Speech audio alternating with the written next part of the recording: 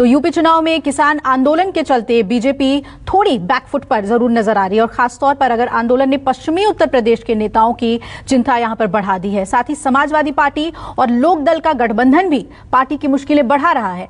तो इस बार क्या रंग लाएगी जाट राजनीति और क्या दिल्ली में मेरठ की पॉलिटिक्स बदलने वाली है? इसी मुद्दे पर हमने बीजेपी के दो चर्चित नेताओं केंद्रीय मंत्री राजीव बालियान और संगीत सोम से एक खास बातचीत की। देखिए हमारे संवाददाता ऋषिकेश कुमार की ये एक्सक्लूसिव रिपोर्ट।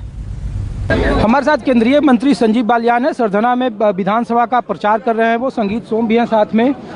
सर, सवाल है कि जब अमित शाह यहाँ आए और तो विपक्ष ने शुरू किया कि क्या विकास के मॉड्यूल पर एतबार नहीं है, कराना ही बैतरनी पार लगाएगी पश्चिमी उत्तर प्रदेश में भारतीय जनता पार्टी की। आप दिल्ली से आए होंगे? हाँ सर। पहले भी आए 5 साल पहले? हाँ। कितने घंटे लगे थे? 40 मिनट। पहले लगते थे 4 घंटे। विकास क्या होता है? इन्वर्टर नहीं है पश्चिम उत्तर प्रदेश में किसी के घर पर। पहले हर घर में इन्वर्टर थे। गांव में 4 से 5 घंटे लाइट आ रही थी। अब गांव में 20 घंटे लाइट है और शहर में 24 घंटे। कानून व्यवस्था कितनी बेहतर है आप देख सकते हैं। इंडस्ट्री वापस आना शुरू हुई है। आपके पड़ोस में स्पोर्ट्स यूनिवर्सिटी बन रही है। आपके इधर एशिया का सबसे बड़ा एयरपोर्ट बन रहा है। विकास की बात कर रहे हैं हम। तो पहला चुनाव लड़ा था सपा की जो अराजकता थी उसके खिलाफ, और ये चुनाव लड़ रहे हैं 5 साल में अपने किए हुए काम के ऊपर। लेकिन सपा ने ही ट्वीट किया सर, कहा कि कैराना का पलायन ही सिर्फ मुद्दा है उनके पास, विकास को लेकर वो बात नहीं कर रहे, इसीलिए उनके गृह मंत्री स्टार प्रचारक के तौर पर वहाँ रहे। सवाल इसीलिए लोग पूछ रहे हैं। काम अपना बता रहे हैं लेकिन याद भी दे रहे हैं इस काम से पहले क्या हाल हुआ करता। 5 साल लग गए ना, फील गुड हो जाता है कहीं पर। तो 12 से 17 का वो अराजकता का दौर याद दिलाना पड़ता है कि उस समय क्या हालात थे। सर, जब आप यहाँ प्रचार कर रहे थे समुदाय में, तो ये भी लोग चर्चा कर रहे थे कि इस बार वो साल दूसरा था, ये साल दूसरा है। जाट समुदायों में नाराज़गी है, अन्य समुदायों में नाराज़गी है।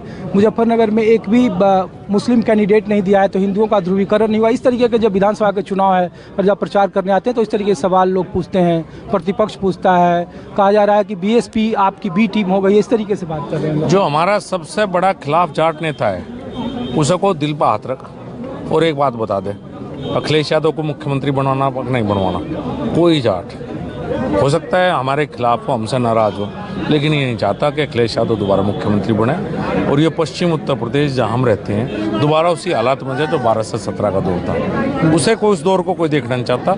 और यहाँ जो चुनाव है मुख्यमंत्री बनाने के लिए विधायक के साथ साथ, तो हो सकता है कोई हमसे नाराज हो, वो भी ये नहीं चाहता अखिलेश मुख्यमंत्री, तो वोट हमें भी देगा।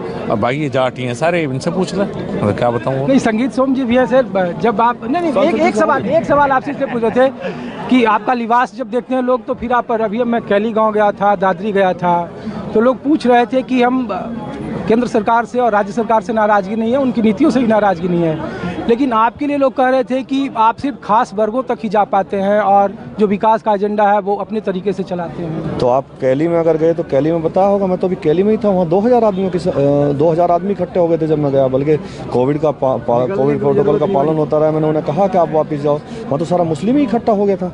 तो इसमें लिबास का कहाँ अंतर है? नहीं, लोग ये कहते हैं कि जो योजनाएं हैं विकास का, वो जैसे सड़कें बनाती हैं, जो नल जल का योजना है, या जो आप सड़कों का शिलान्यास करते हैं, जो फंड देते हैं, वो एक खास बिरादरी को देख कर देते हैं और इसीलिए नाराज़गी है, इसीलिए लोग पसंद नहीं करते हैं। और पूछते हैं कि पूछिए विधायक जी से कि क्या उनके पास सिर्फ और सिर्फ एक खास समुदाय के वो विधायक हैं या पूरे सरधना के विधायक हैं। आप उनसे ये पूछिए कि कौन से क्षेत्र में विधायक ने सड़क नहीं बनाई।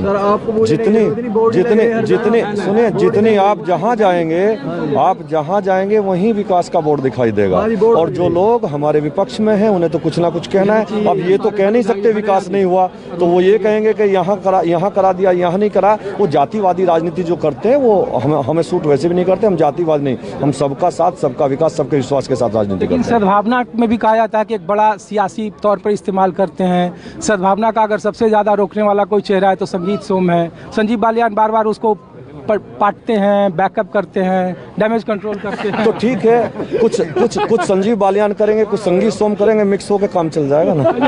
इस बार से प्रथम चरण में 58 सीट है, 58 में 53 सीट भारतीय जनता पार्टी के पास थी। इस बार क्या लग रहा है हवा इधर? क्या मुद्दे वही धार्मिक ध्रुवीकरण होगा या फिर विकास का एजेंडा है या फिर बीएसपी या जाति पर चुनाव जा रहा है? आपको मुश्किल हो रही है? नहीं, हमारे यहाँ ना कोई इस तरीके की मुश्किल हो रही है। हमारे यहाँ एक तरफा चुनाव है। जो पहले 53 सीट थी, अब के 55 हम उनमें से जीत के आएंगे। आप सोचिए कि जो अभी गठबंधन हुआ है, जिसकी बात आप कर रहे थे, वो गठबंधन ही है, ठगबंधन है। मुलायम सिंह जी ने चौधरी अजीत सिंह जी को धोखा दिया था और आज अखिलेश यादव ने जयंत चौधरी जी को धोखा दिया, उन्हें ठगा है। और आज हर समाज का, हर तबका उन्हें यही जवाब देने के लिए कि जो ठगा है आपने, इस तरीके का आपको जवाब दिया जाएगा कि आप हमेशा याद रखेंगे। आप निश्चित रहिए, क्या होने जा रहा है आप सोच नहीं सकते। संजीव जी, जब आप इलाके में प्रचार कर रहे थे, जब किसान आंदोलन चल रहा था, प्रधानमंत्री ने वापस नहीं लिया था, तो आपका वीडियो बहुत वायरल हुआ था यहाँ कि जहाँ जा रहे थे आपको प्रचार नहीं करने दे रहा था।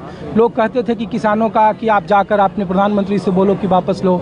अब क्या वो असर है सर किसान आंदोलन का? क्योंकि गन्ना का इलाका है और गन्ना के दामों पर बहुत सवाल उठाते हैं, बिजली के बढ़े हुए दामों पर सवाल उठाते हैं। जब आपने बिजली कम कर दिया तो लोगों ने कहा 5 साल में चुनाव है, लिहाजा बिजली के दाम कम कर रहे हैं। हमने बिजली के दाम आधे कर दिए, गन्ने के भाव भी बढ़े हैं।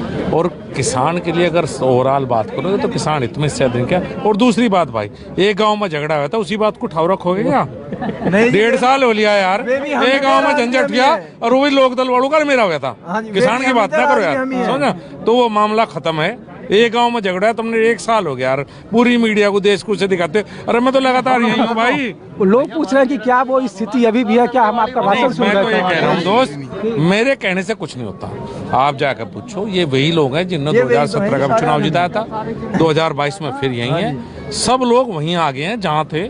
चूंकि आकलन हो सकता है किसी बात से कोई नाराज हो, लेकिन जब ओवरऑल बात करते हैं तो इससे बेहतर सरकार कहीं नहीं है। सर, इसी मेरठ के बगल में जो सीटर सिवाल खास और जहाँ पे रैली हुई थी, कहा जा रहा था कि जाटों का एक बड़ा समुदाय है, वो चौधरी अजीत सिंह, चौधरी चरण सिंह की विरासत को आगे जा रहा है।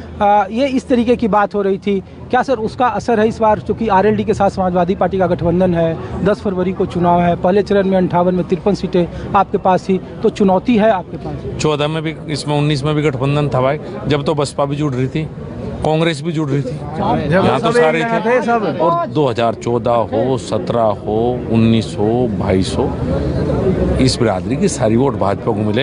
या ठीक है कि हम खुदा से मार के वोट दें, इसलिए कई बार बहम हो जाए आप लोगों को, बाकी वोट यही है। जाट इस बार वोट नहीं है, गांव है, जो आप कहावत कर रहे थे। तो वो जाटों का जो व्यक्तिगत बात है, वो बातें बाहर, लेकिन वो समर्थन आपको है। वो बातें बाहर नहीं होंगी, वो अंदर की बात है। केंद्रीय मंत्री है, संगीत पे हैं और ये बिरादरी है, सरधना विधानसभा सीट है, सबसे हॉट सीट है। और कहा जा रहा है कि इस बार जाट और मुस्लिम बहुल इस इलाके में ध्रुवीकरण के अलावा भी विकास की राजनीति होगी और उसके लिए संजीव सोम के साथ संजीव बालियान लगातार डोर टू डोर कैंपेन कर रहे हैं। अपने कैमरामैन संजय राहुल के साथ ऋषिकेश कुमार, न्यूज़ 24, सरधना। नमस्कार, मैं हूं मानक गुप्ता। अगर आपको हमारा ये वीडियो पसंद आया हो तो इसे लाइक और शेयर जरूर करें और हाँ, हमें सब्सक्राइब और फॉलो करना ना भूलें ताकि आप देश और दुनिया की कोई खबर मिस ना करें। तो जुड़े रहिए हमारे साथ और देखते रहिए न्यूज़ 24।